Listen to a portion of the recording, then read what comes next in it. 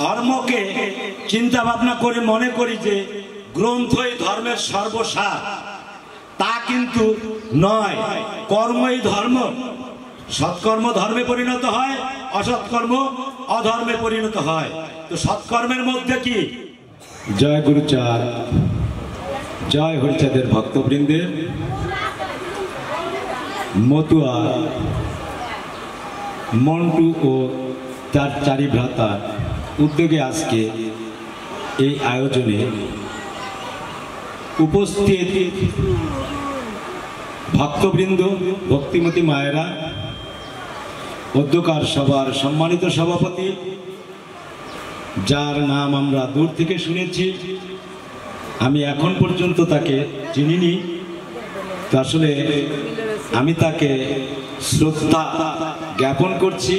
সবাই উপস্থিত আছেন। আমার আশ্রিত পিতা শ্রী সুধাংশু শেখর রায় ঠাকুর, সকলার শ্রীপাদ পদ্মে আমি আমার শ্রদ্ধা নিবেদন করে আমি দু একটি কথা বলার জন্য দাঁড়িয়েছি। ভুল ত্রুটি মার্জ নিবেন।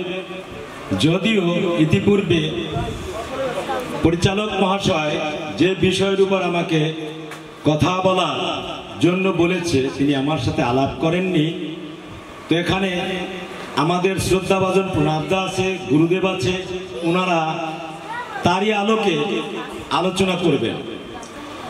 যিনি শাস্ত্র সম্পর্কে জানেন না তাকে শাস্ত্র নিয়ে আলোচনা করতে বললে অনেকটা বাধাগ্রস্ত হতে হয়। তা আমি বরিশাল থেকে এসেছি, আমার নাম কুমুদ রঞ্জন রায়। আমরা নিষ্পেষিত, নিপীড়িত জাতি। আমাদের মুক্তির পর কোথায় পেলাম? যারা হরিভক্ত আছে, আমার পিতৃদেব, প্রায়ত পিতৃদেব, তার কাছ থেকে শুনেছি যে মুক্তিবারিধি গুরুচাঁদ ঠাকুর আমাদের মুক্তিদাতা। তারই আলোকে মতুয়া হিসাবে আখ্যায়িত হওয়ার জন্য চেষ্টা চালাচ্ছি, হতে পারবো কিনা জানি না।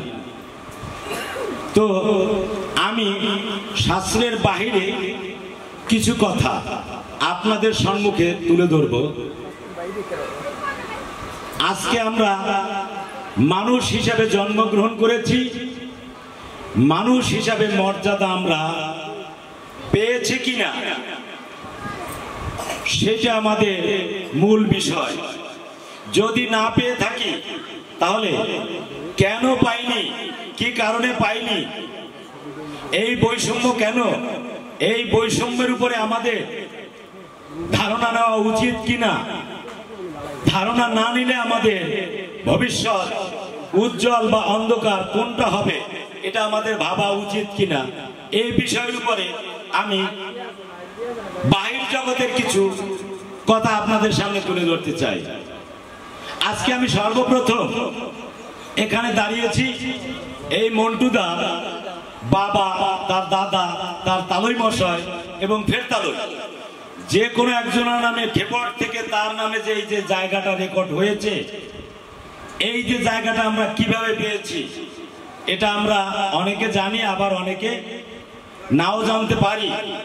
তো আমরা যারা না জানি তাদের জন্য আমি কথাটা বলছি। আমরা যে এলাকায় আছি এখন, এই এলাকা সহ এই বাংলাদেশ সহ পূর্বে যে ভারত ছিল, বৃহত্তর ভারতবর্ষ, সেই ভারতবর্ষেরই একটি অংশ আমরা এখন দ্বিখণ্ডিত হয়ে বাংলাদেশ, প্রথমে পাকিস্তানে রূপান্তরিত হয়েছিল, পরবর্তীতে আমরা স্বাধীন বাংলাদেশে রূপান্তরিত করেছি।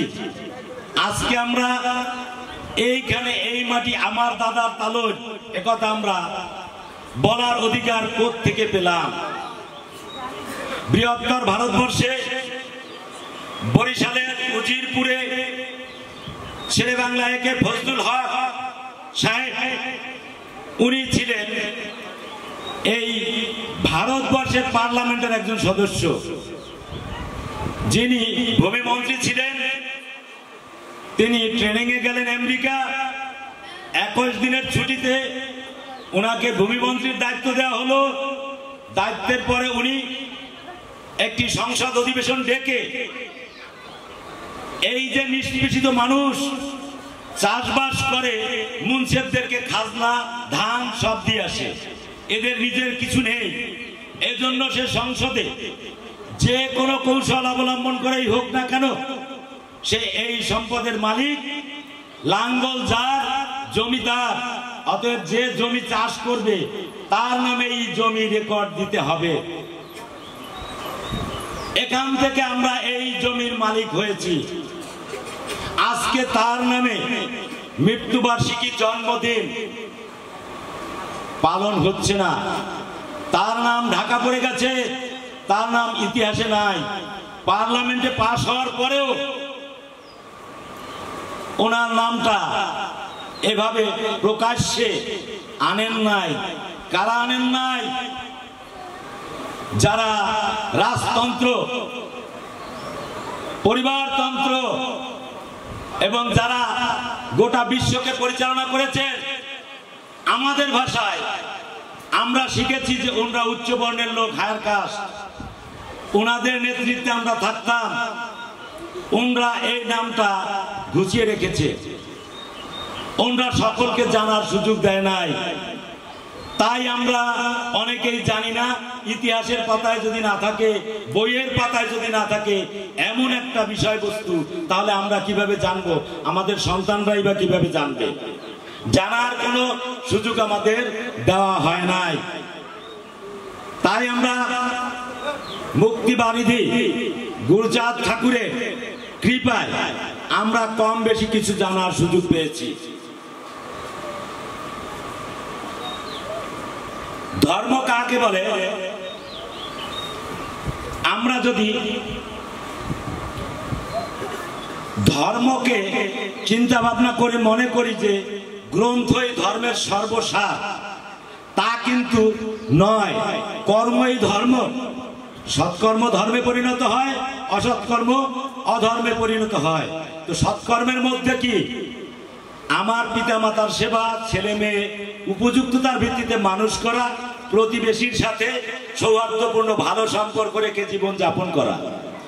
এটুকু যদি আমরা করতে পারি তাহলে আমাদের ধর্মীয়ভাবে কিছু কাজ করা হয়।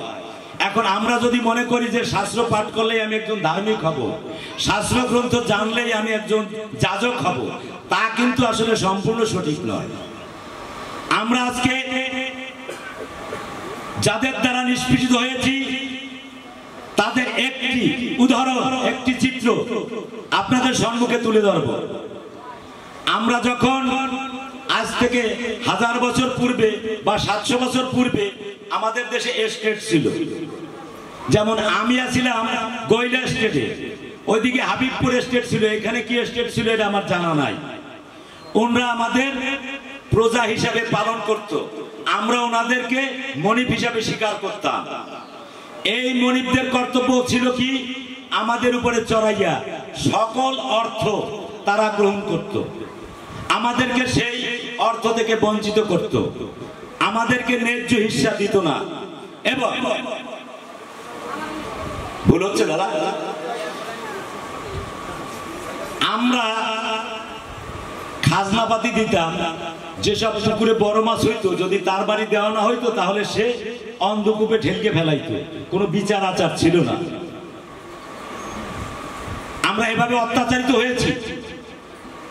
বিবাহ করা হলে সেই ছেলেকে, ওই স্বামীকে, ওই নববধূকে নিয়ে সেই বাড়িতে যেতে হতো আশীর্বাদের জন্য। উনি আশীর্বাদ করতেন, তারপরে ওই নববধূকে নিয়ে বাড়িতে আসা হইতো। এরপরে আমাদের নিয়ম অনুযায়ী 3 দিনের ফুলসজ্জা হতো। আমি কি আর একটু খুলে বলবো? ওদের অত্যাচারের কাহিনী 5000 বছর আগেও যদি হয়ে থাকে তাহলে তো আমার কোনো না কোনো বংশধরের উপরে এই অত্যাচার হয়েছিল। সেই বংশধরের কেউ না কেউ আরো 5000 বছর পূর্বে গ্রন্থাদি লিখেছে। সেই সব গ্রন্থ কি লেখা আছে আমরা এটা যাচাই বাছাই করেছি কি? যদি না করে থাকি তাহলে করা উচিত কিনা, আমরা এটা ভাবি কিনা, আমাদের সন্তানদেরকে আমরা এটা জানাই কিনা, বুঝাই কিনা? স্কুল শিক্ষায় শিক্ষা নয়, সুশিক্ষায় শিক্ষিত হতে হবে। স্কুল শিক্ষার পাশাপাশি সামাজিক, রাজনৈতিক, মানসিক সব ধরনের শিক্ষা তাকে পেতে হবে। যদি সেটা পেতে হয় তাহলে একমাত্র গুরু যাদের আদর্শে যারা আছে তাদের মধ্য থেকেই তারা পাবেন। এর বাইরে যারা আছে তারা ইহা দিবেন না, তাহলে তাদের ব্যবসা থাকে না। রামায়ণ দেখেছি, মহাভারত দেখেছি, বিভিন্ন পুস্তক দেখেছি, গীতা দেখেছি, ভিতরে বৈষম্য আছে। এই বৈষম্য আছে, এটা আমরা খোঁজার চেষ্টা করেছি কিনা? যদি আমরা খোঁজার চেষ্টা না করে থাকি তাহলে আমাদের খোঁজা উচিত কিনা? পিছনের যে চিত্রটি বললাম আমি অনেক ঘুরে বলতে পারিনি, মা বোনেরা আছে। আজকে আমরা প্রত্যেক শনিবার শনির পূজা দেই। এই শনির পূজায় বাড়ির পাশের এক জমিদার সাহেব উনি শনির পূজা দিতেছিলেন, তখন একটি বিড়াল এসে প্রসাদ থাবা দিয়ে খেয়েছিল। তখন কি করবে? বারে বারে আসে, ওই বিড়ালটিকে ধামা দিয়া ঢেকে রাখা হয়েছিল। ঢাকার পরে পূজার শেষে সকল লোককে প্রসাদ দিয়েছে, তারপরে বিড়ালটা ছেড়ে দিয়েছে। ওই প্রতিবেশী যারা ওই পূজা দেখতে এসেছিল তারা বাড়ি গিয়া শনি পূজা দেওয়ার আগে ওই বিড়াল ধরে আন গিয়া তারপরে ধামা দিয়ে ডাকতো। ওই যে দেখেছে জমিদার বাড়ি যারে কম কিষান বদলা দিত তার বাড়িতে ডাকছে, সে তো ডাকছে প্রসাদ খাওয়ার জন্য। আমরা ভেবে নিছি যে বিড়াল ডাকতে হয়। এই যে আমাদের ভাবনা, এই ভাবনা আমাদের কবে দূর হবে? আমরা পিতা মাতা মারা গেলে বাম হাত দিয়া গাছে কোপ দেই, মাটিতে কোপ দেই, চিতাপুরুষের সময় অগ্নি দাফন করি। এই যে বাম হাত দিয়ে দেই আমরা, এটা কেন দেই? এটা কি আসলে আমরা কেউ জেনেছি? কেউ কি জানার চেষ্টা করেছি? আজ অবধি আমরা কেউ জানিনি, জানার চেষ্টাও করিনি। রাম যখন বনবাস গেলেন, ভরত এসে সংক্ষিপ্ত ভাবে বলি মাকে ভর্ৎসনা করলো যে এমন জ্যেষ্ঠ ভাই, এইটা তুমি তোমার ছেলে রাজা হোক এই লোভের কারণে বনবাস দাবি করলে পিতার কাছে। এমন মায়ের গর্ভে যেন কোনো সুসন্তানের জন্ম না হয়। এভাবে আবেগপূর্ণ ভাবে সে বলেছিল, আজ আমার ডান হাত নেই, বড় ভাই বনবাসে। ইত্যাবসরে তারই পিতা দশরথ রাজা সে প্রায়ত সে ইহধাম ত্যাগ করে পরলোক গমন করলেন, মানে তিনি মারা গেলেন। এইবার তার অন্ত্যেষ্টিক্রিয়া ক্রিয়া সম্পন্ন করার কাজের জন্য তিনি করলেন কি, ওই যে আগে বলছেন আমার ডান হাত চলে গেছে বনে, সে পিতার অন্ত্যেষ্টিক্রিয়া ক্রিয়া সম্পন্ন করেছেন বাম হাত দ্বারা। সম্পূর্ণ কাজ তিনি বাম হাত দ্বারা করেছেন। আমরা বাম হাত দ্বারা করি কেন?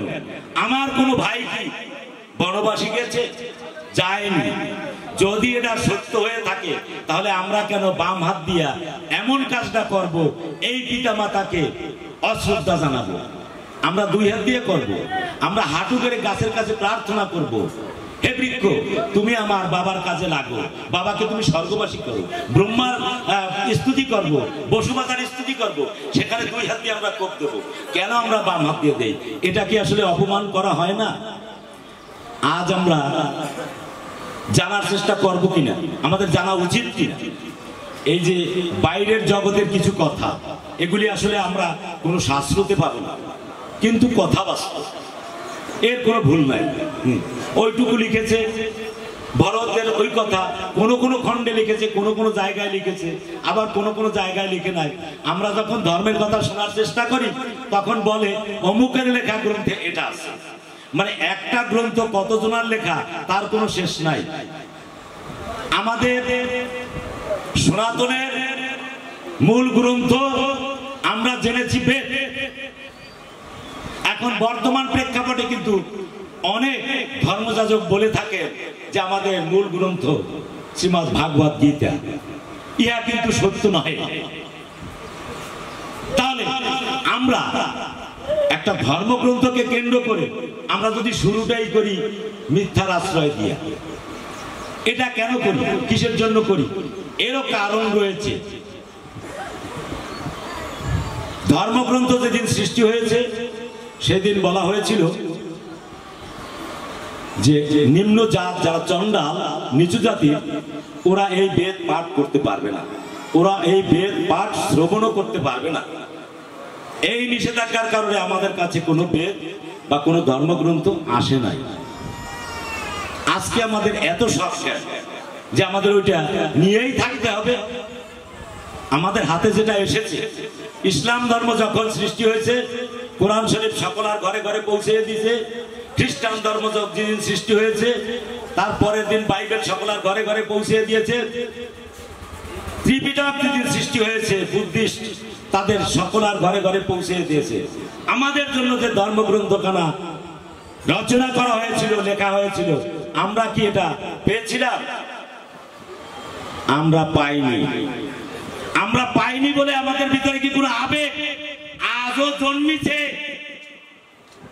আমার মনে হয় না।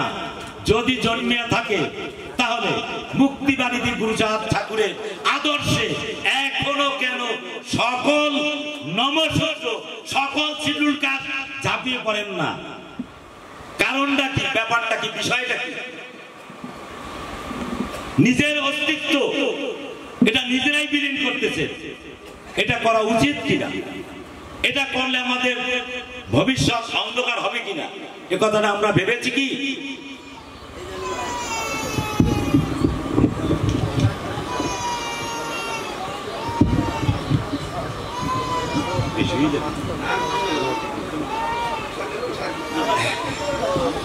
আমরা আজকে